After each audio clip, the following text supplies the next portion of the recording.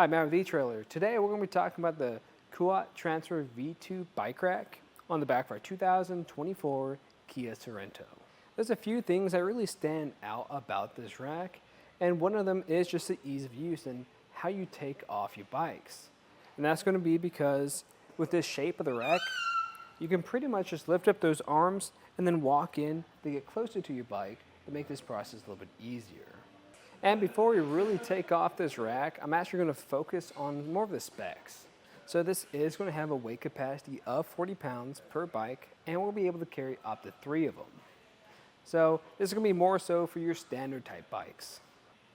Unfortunately, it's not going to have that great of a tilt, and that's going to be for 2 reasons.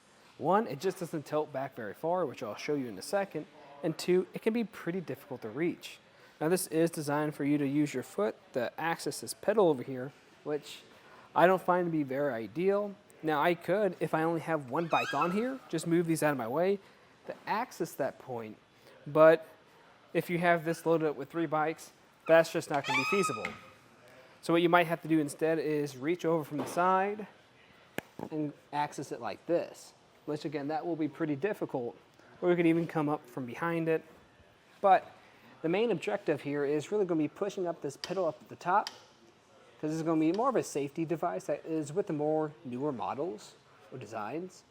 And then we're going to push down on it and let that drop, just like that.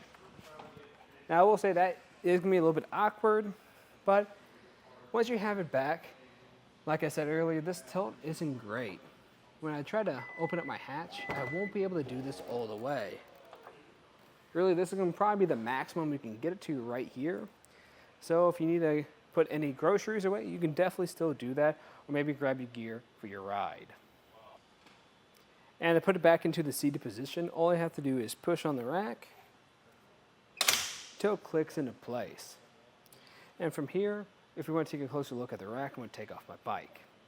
So where I like to start is with this rear strap, pressing in on this point and pushing this up, then tucking it away so it's out of my way.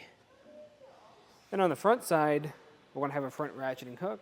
That's great since we're not making any frame contact. This is going to be more ideal if you have any type of carbon frame bikes or alternative frame bikes or anything with a really nice paint job.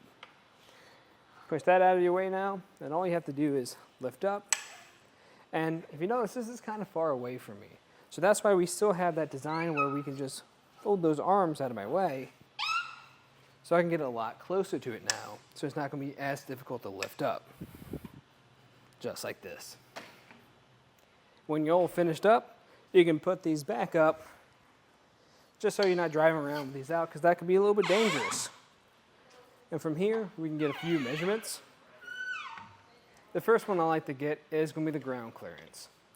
So going to the furthest point out, and the lowest point, this is going to be at 18 inches. Something else to consider is if you are loading this up, maxing out that capacity, it's going to drop down a little bit, probably by a few inches.